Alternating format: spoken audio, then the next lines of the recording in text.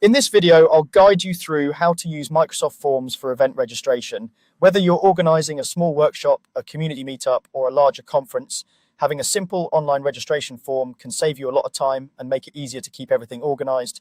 We'll go from a blank form to a live registration link that your attendees can start using right away. Let's begin by opening Microsoft Forms. You can access it through your web browser by signing into your Microsoft account and navigating to the Forms app. Once you're on the main dashboard, look for the option to create a new form. Click on New Form to start building your event registration form from scratch. You'll see a blank form with a place for a title and description. Give your form a clear title such as Event Registration Form, and if you like, add a short description explaining what the event is about and any important details participants should know before they register. Next, you'll start adding questions. This is where you collect the information you need from your attendees. Begin with a simple text question for the attendee's name. Add a new question, choose the text type, and label it Name. This will allow people to type in their full name in a single line. After that, add another text question for email. This is important so you can send confirmations, event updates, or follow-up materials. When you create this question, you might also want to use any available option to validate that the answer looks like an email address if the platform suggests it. Keeping the label clear and straightforward will help reduce confusion for your attendees.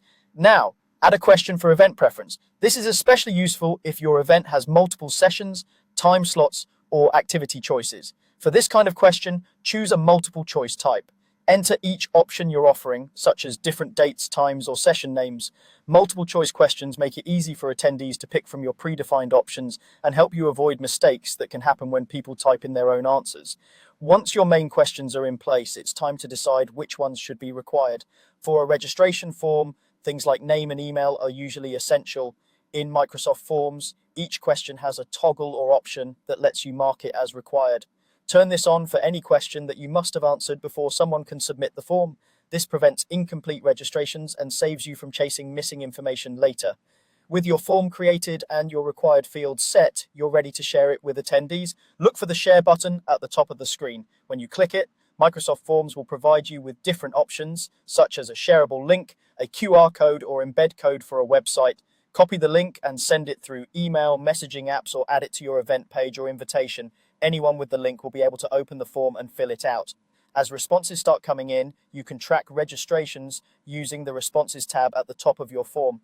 Click on Responses to see a summary of how many people have registered and to view individual submissions. You can also open results in a spreadsheet if you want to sort, filter, or analyze the data more deeply.